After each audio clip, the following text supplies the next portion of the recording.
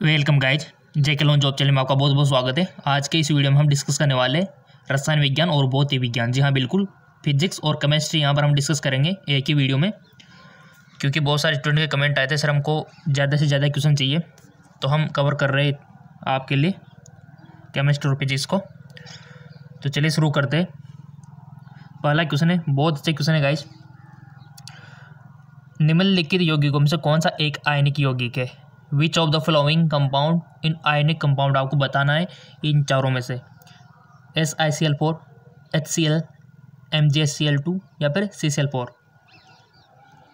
आयनिक यौगिक आपको बताना है और आपने पढ़ा भी हुआ है। आपका जो चैप्टर है ना टॉस अवस्था वाला, सब दे रखा है उसमें। आयनिक यौगिक, सहसंयोजक यौगिक और भी बहुत सारे यौगिक दे रखे हैं आपके लिए उसमें।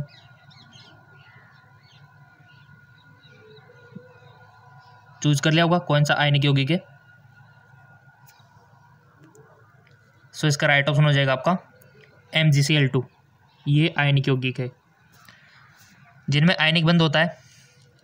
ठीक है, अगला क्वेश्चन,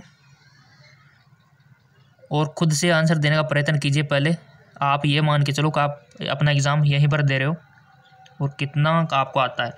निम्नलिखित यौगिकों में से कौन सा एक कार्बोक्सिलिक अम्ल है? Which of the flowing compound is a carboxylic acid?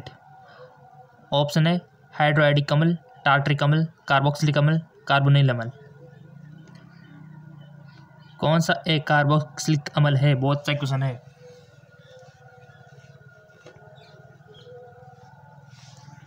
सो इसका राइट ऑप्शन हो जाएगा आपका टार्टरिक अम्ल।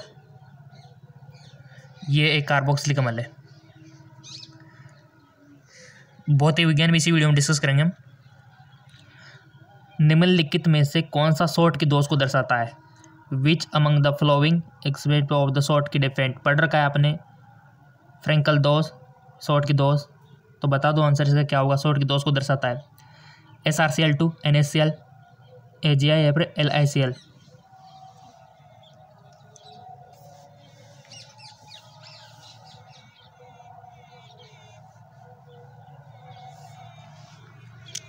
सो इसका राइट ऑप्शन हो जाएगा गाइज NaCl। ठीक है, और क्वेश्चन पूछ लिया जाए कि सर आपसे किसमें सॉल्ट की और फ्रेंकल दोनों कौन दर्शाता है? ये भी आपके दे रखा है टॉस अवस्था वाले चैप्टर में, देखना न्यूमेरिकल है। और न्यूमेरिकल के लिए तो हमने आपसे बोल रखा है कि फॉर्मूले तैयार रखना एक नोटबुक में लिख के, सारे को एग्जाम से पहले आप उसको पढ़ के जाना। एक गेंद का डी ब्रोगली तरंगदैर्घ्य क्या होगा जिसका द्रव्यमान 10 किलोग्राम और वेग 10 मीटर पर सेकंड है? आपको डी ब्रोगली तरंगदैर्घ्य बतानी है guys. The de Broglie wavelength of the ball having mass of the 10 kg, velocity 10 metre per second. द्रव्यमान दे रखा है आपको, वेग दे रखा है। ठीक है, दो चीज़ आपको दे रखी है और आपसे वेवलेंथ पूछी गई है, तो बता दो वेवलेंथ आपको निकालनी है। और जो आंसर आपका है यहाँ मैच करवा लेना कौन सा सही है और फिर टिक लगा देना किसी एक पे। न्यूमेरिकल पूछे जाएंगे आपके एंट्रेंस एग्जाम में, चाहे वो आपका BS नर्सिंग का एंट्रेंस एग्जाम हो, पैरामेडिकल का हो, फार्मेसी का हो, न्यूमेरिकल सबसे पूछे जाएंगे। या फिर आपका एग्रीकल्चर का किसी का भी एंट्रेंस एग्जाम दे रहे हो 12th के बाद न्यूमेरिकल बनता है। सो इसका राइट ऑप्शन सबका आ गया होगा 6.626 मल्टीप्लाई 10⁻36 मीटर। करेक्ट। नेक्स्ट, एक सहसंयोजक टॉस के लिए सही उदाहरण की पहचान करें। Identify the correct example for the covalent solid. SiC, SO2, I2 या फिर ZNS।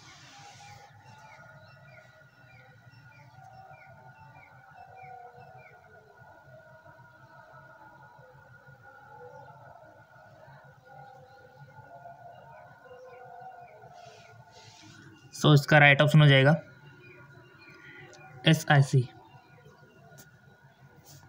क्लियर। अगला क्वेश्चन, जब हाइड्रोजन परमाणु के N=5 में उपस्थित उत्तेजित इलेक्ट्रॉन निम्नतम अवस्था में गिरता है तो वर्णक्रमीय रेखाओं की संख्या होगी। पढ़ रखा है आपने स्पेक्ट्रम 11th में, क्वेश्चन 11th से भी आते हैं कुछ कुछ। तो यहाँ पर ऑप्शन दे रखा है 6, 10, 5, 15। और एग्ज़ाम आपको बिल्कुल भी निडर होकर देना है आराम से। जैसे यहाँ पर आप सेलेक्ट कर रहे हो ना, अभी कर लिया होगा सबने, निकाल लो गाइस, आपने पढ़ा हुआ है, ऐसी बात नहीं है, सब आप पढ़े हुए क्वेश्चन आएंगे। सो इसका राइट ऑप्शन हो जाएगा आपका 10। अगला, निम्न में से किस अभिक्रिया में नए सीसी बंधन, ठीक है, का निर्माण होता है? सीसी बॉन्ड से हमने पढ़ रखा है ना, तो बताइए किस अभिक्रिया में होता है सीसी बॉन्ड का निर्माण? ऑप्शन दे रखा है कि मिथाइल क्लोराइड और methenamine, benzene, ethyl bromide, ethyl bromide, Mg शुष्क ईथर, या फिर 1 क्लोरोप्रोपेन, या फिर HCl। बहुत अच्छा क्वेश्चन है।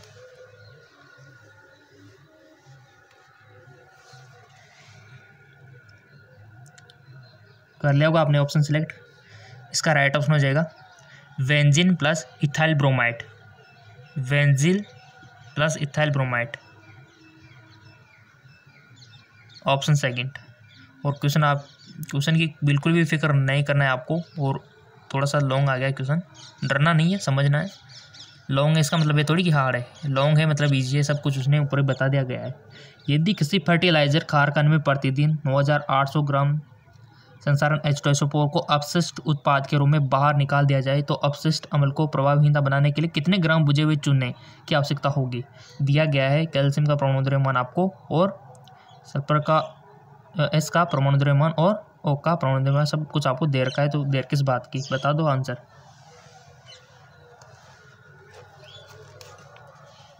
आपने अपनी नोटबुक में जो भी फॉर्मूला इसके लिए लिख रखा है कि ऐसा क्वेश्चन आ जाए तो कौन सा फॉर्मूला हमको लगाना है,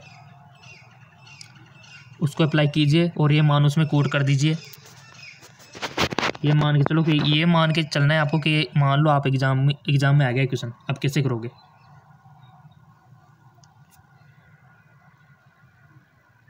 फिर आप करेक्शन क्या होगा? तभी तो हम आपसे बोलते हैं कि नोटबुक में नोट करके रखना। सबने कर लिया होगा ये? लेट मी चेक, किसका राइट ऑप्शन होगा 4400। ठीक है, आ जाएगा, इसको फॉर्मूले में कोड कर देना मान को, यही निकल के आएगा। अगला, ये जो रिएक्शन यहाँ पर दे रखा है आपको YB3+, PR3+, SM3+, TB3+, दिए गए तत्वों को उनकी आयनिक त्रिज्या के बढ़ते क्रम में अनुसार आपको व्यवस्थित करना है, आयनिक त्रिज्या के बढ़ते क्रम के अनुसार। ठीक है, बहुत अच्छा क्वेश्चन है। और आयनिक त्रिज्या कैसे बढ़ती है, कैसे घटती है, पीरियोडिक टेबल पढ़ रखी होगी आपने। परमाणु आकार किधर से किधर जाने पर बढ़ता है, किधर जाने पर घटता है, आयनिक त्रिज्या किधर बढ़ती है, किधर घटती है, दांतवे गुण किधर बढ़ता है, किधर घटता है, सारी चीज़ें आपको पता होनी चाहिए, क्वेश्चन बनेगा पीरियोडिक टेबल से भी।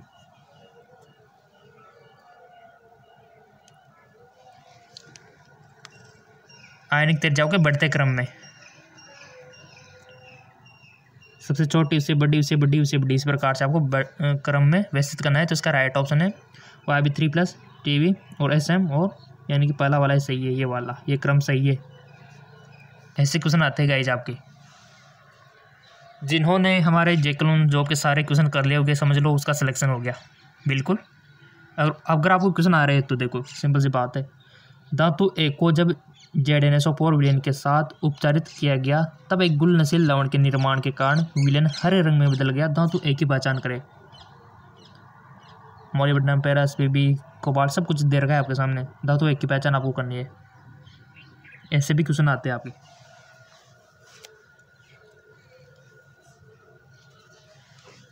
सो इसका राइट ऑप्शन है फेरस। नेक्स्ट, यदि कैल्शियम फॉर्मेट को कैल्शियम बेंजोएट से आशुत किया जाता है तो निर्मित एल्डिहाइड है एसिटोफेनॉल, एथेनॉल, प्रोपेनॉल या फिर बेंजील्डिहाइड। बहुत अच्छा क्वेश्चन है। और क्वेश्चन तो देखो हमने आपके लिए बॉटनी और जूलॉजी के भी दे दिया आपको। अब आप बोलेंगे सर कहाँ पे? अभी सुबह तो वीडियो बनाया था, वो दूसरे चैनल पर हमने अपलोड कर रखा है, लिंक दे रखा है। वैसे आपको बिल्कुल भी फिक्र नहीं करनी है, आप वीडियो देखते रहिए, जब ये फिनिश हो जाए फिर उसको देख लेना। तो इसका राइट ऑप्शन हो जाएगा कि यदि कैल्शियम फॉर्मेट को कैल्शियम बेंजोएट से आशुत किया जाता है तो निर्मित एल्डिहाइड है। तो इसका राइट ऑप्शन है बेंजील्डिहाइड। ठीक है, क्वेश्चन हम सारे दे रहे, बॉटनी के भी, जूलॉजी के भी, फिजिक्स के भी, केमिस्ट्री के भी। अब आप देख लो कितनी मेहनत करनी पड़ती है आपके लिए, बट आपके लाइक होते हैं ना, लाइक देख के हमको क्या है, मोटिवेशन मिल जाता है और थकान महसूस नहीं होती। परमाणु संख्या की कौन सी जोड़ी एस ब्लॉक के तत्वों को दर्शाती है? Which pair of the atomic number represent S block element? कौन सी जोड़ी एस ब्लॉक के तत्वों को दर्शाती है? यहाँ पर दे रखा है 12, 20, 12, 22, 11, 18, 14 या फिर 19।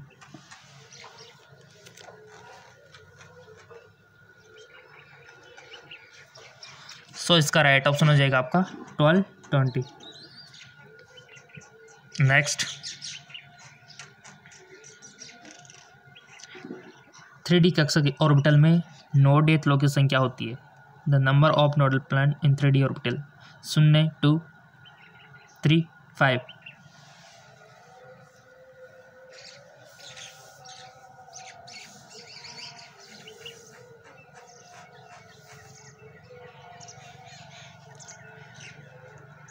इसका राइट ऑप्शन है 2। अगला क्वेश्चन, हाइड्रोजन परमाणु का रैखिक स्पेक्ट्रम निम्न के सदृश से होगा? Lithium, beryllium, helium, lithium plus ion भी दे रखे आपके लिए। रैखिक स्पेक्ट्रम निम्न के सदृश से होगा। आपने अपना ऑप्शन सिलेक्ट कर लिया होगा। इसका राइट ऑप्शन है helium ion, He plus ion. अगला, जब लोहे की सतह को जस्ते से लेपित किया जाता है तो जस्ते लोहा विद्युत रासायनिक सेल के रूप से कार्य करते हैं। क्रमशः सेल के एनोड और कैथोड। विद्युत रासायनिक वाला चैप्टर रसायन विज्ञान क्लास 12 से लिया गया क्वेश्चन। जिन्होंने विद्युत रसायन पढ़ी होगी वो तो इसको कर देगा चुटकियों में। एनोड और कैथोड है। यहाँ पर दे रखा है कि क्रमशः आपको बताना है कि एनोड पहले और कैथोड बाद में, यानी कि Fe एनोड है, जिंक कैथोड है। क्या सही है? या फिर जिंक एनोड है, फेरस कैथोड है, या फिर ग्रेफाइट एनोड है, जिंक कैथोड, या फिर फेरस एनोड है, ग्रेफाइट कैथोड है। बताओ कौन सा क्रम सही है?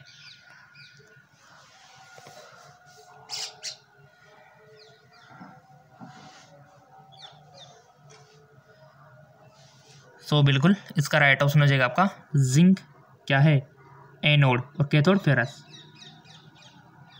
क्लियर? चलो आगे।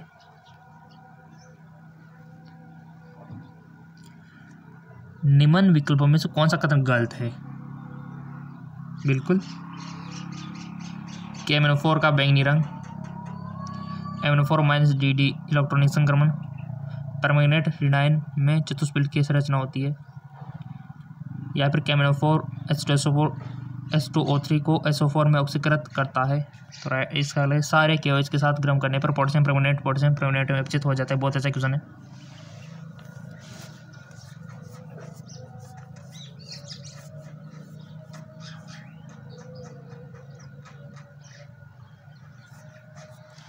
सो इसका राइट ऑप्शन है गाइस KMnO4 का बैंगनी रंग MnO4- DD इलेक्ट्रॉनिक संक्रमण के कारण होता है। बहुत अच्छा क्वेश्चन है।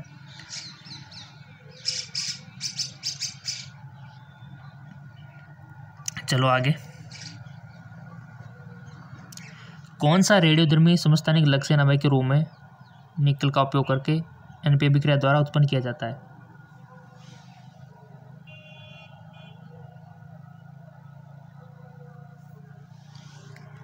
सो इसका राइट ऑप्शन हो जाएगा आपका, ठीक है, पहला वाला है। अभी तो हमको भौतिक विज्ञान में डिस्कस करना है और कितने क्वेश्चन सही जा रहे हैं आपको देख लेना। निम्न अयस्कों में किसे मूर्खों का सोना उपनाम दिया गया है? Which of the following ores is nicknamed oh fool's gold? मूर्खों का सोना, कॉपर पायराइट, बॉक्साइड अयस्क, सिनबार, लोहा पायराइट। बहुत अच्छा क्वेश्चन है। इसका राइट ऑप्शन हो जाएगा लोहा पायराइट को। किसको? लोहा पायराइट को मूर्खों का सोना नाम दिया गया है। अगला, निम्नलिखित में से कौन सा आणविक सूत्र यौगिकों के सदस्य से सजातीय श्रेणी के सदस्य प्रदर्शित नहीं करता है?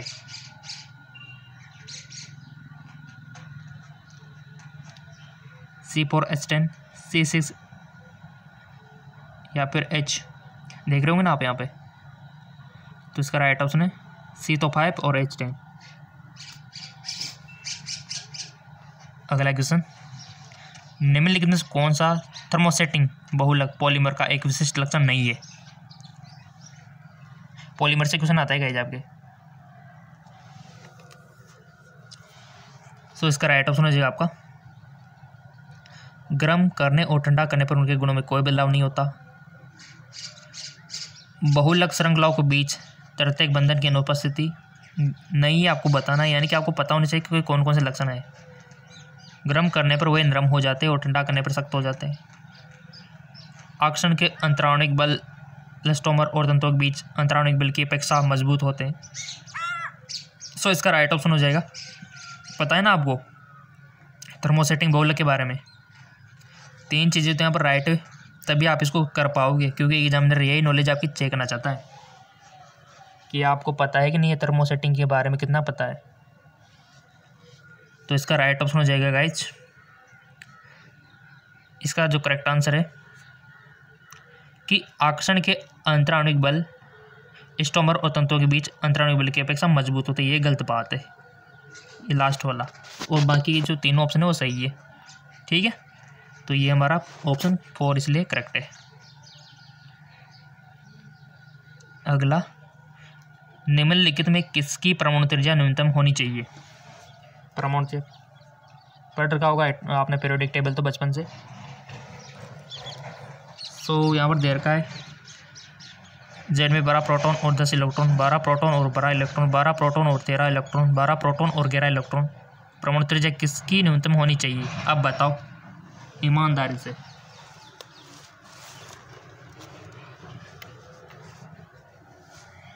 सो इसका राइट ऑप्शन हो जाएगा आपका जेड में 12 प्रोटॉन और 10 इलेक्ट्रॉन। अगला, निम्नलिखित कथनों में से कौन सा मेंडलीव की आवर्त सारणी का एक अवगुण नहीं है? तत्व हाइड्रोजन की स्थिति, लैथेनॉइड और एक्टिनॉइड की स्थिति, पोटेशियम परमाणु द्रव्यमान दे रखा है और आर्गन का दे रखा है, जैसे तत्वों के गुणों की उपस्थिति, या फिर उन्हें अपनी आवर्त सारणी में खाली स्थानों को छोड़ दिया। मेंडलीव की आवर्त सारणी का एक अवगुण नहीं है, पता है ना आपको मेंडलीव की आवर्त सारणी। तो इसका राइट ऑप्शन हो जाएगा आपका उन्होंने अपनी आवर्त सारणी में खाली स्थान को छोड़ दिया, क्योंकि फ्यूचर में आएंगे। निम्न में से किसमें क्रिस्टलीकरण का जल निहित नहीं होता? जिप्सम, धुलाई का सोडा, नीला तोता, बेकिंग सोडा। बहुत अच्छी बात है गाइस, जल निहित नहीं होता है, तो इसका राइट ऑप्शन है बेकिंग सोडा, बेकिंग सोडा। अगला क्वेश्चन सारे इंपॉर्टेंट है गाइस। अगला क्वेश्चन है आपके सामने, आणविक सूत्र C7H7 और ClO के साथ निम्नलिखित कार्बनिक यौगिकों में से कौन सा उदासीन APCl3 द्वारा विलक्षित किया जा सकता है? पैराफ्लोरो ओक्रोसोल और ओर्ता पेरोक्रोसोल, ओर्थो क्लोरो ओर्ता और पेरा क्लोरोबेंजाइल अल्कोहल, पेरा क्लोरोबेंजाइल अल्कोहल और ओर्थो क्लोरोबेंजाइल अल्कोहल, ओर्थो क्लोरो मेटाक्रोसोल और ओर्थो क्लो पेराक्रोसोल। बहुत अच्छा क्वेश्चन है, विलक्षित किया जाता है APCl द्वारा। तो इसका राइट ऑप्शन हो जाएगा आपका ओर्थो क्रोसोल और पेरा क्लोरोबेंजाइल अल्कोहल।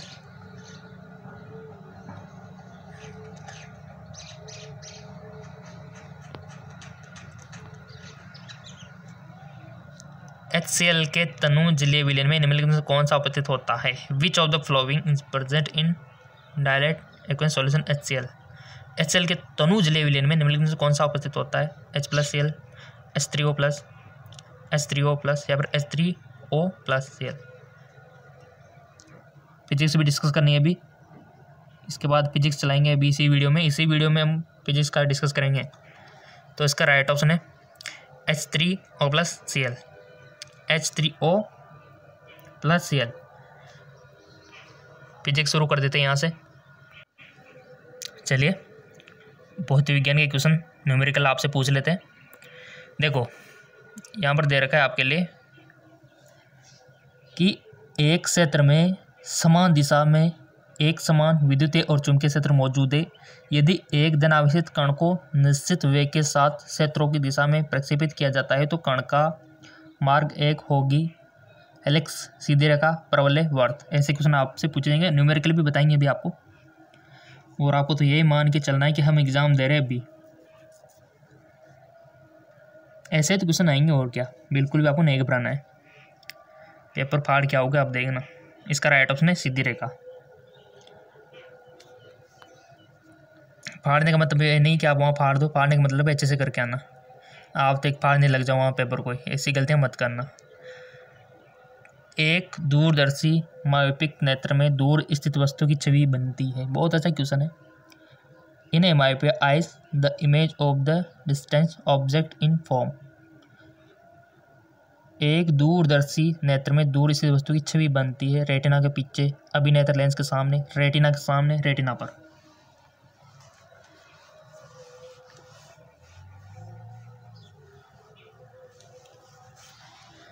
सो इसका राइट ऑप्शन है रेटिना के सामने। आई के बारे में पढ़ा होगा ना आपने, बायो में भी है और आपके भौतिक विज्ञान में तो है सी। सार्वत्रिक गैस नियतांक आर इसके द्वारा दिया जाता है।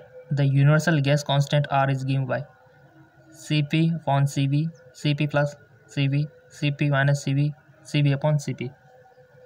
सार्वत्रिक गैस नियतांक आर इसके द्वारा दिया जाता है, तो राइट ऑप्शन हो जाएगा आपका Cp माइनस Cv। पढ़ रखा है ना आपने, 11 से भी बनते हैं क्वेश्चन आपके न्यूमेरिकल के, ज़्यादातर 12th के आएंगे। बट एक निकाय को प्रक्षण के विभिन्न कोणों पर समान बिंदु वेग u के साथ इस प्रकार फेंका जाता है कि दोनों स्थितियों में इसका रेंज समान होता है। यदि दोनों स्थितियों में यह h1 h2 ऊंचाई तक पहुंचता है तो h1 प्लस h2 डैश क्या होगा। ऑप्शन दे रखा है कि you square upon 4g, 2u square upon g, you square upon 2g या फिर you square upon g। 4 option आपके सामने हाजिर है, क्वेश्चन आप खुद पढ़ लो।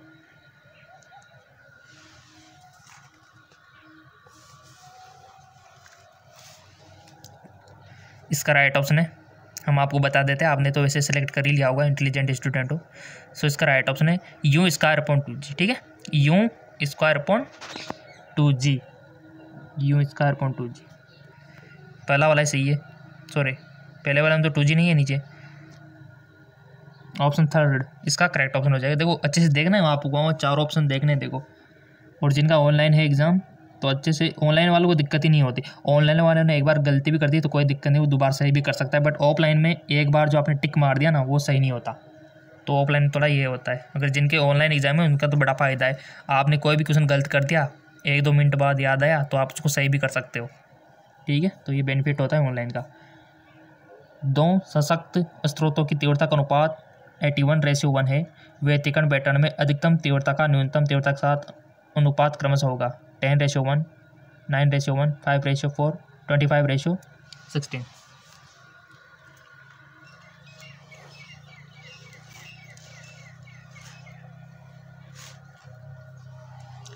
इसका राइट ऑप्शन हो जाएगा आपका 25:16। ठीक है, अगला, एक कण का वेग v = at प्लस b दिया गया है। ए का v में सूत्र है t l lt-2 lt-1।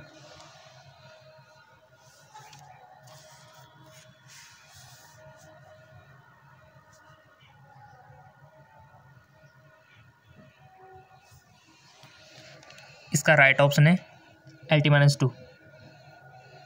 जी बिल्कुल। नेक्स्ट,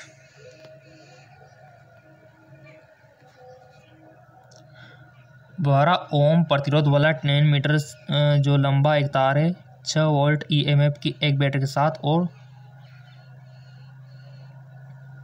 3 ओम वाले एक प्रतिरोध के साथ श्रृंखला में जुड़ा हुआ है तो तार में विभव होता है। बैटरी का आंतरिक प्रतिरोध नंग में है। ठीक है, 0.6, 0.45, 0.4, 0.48।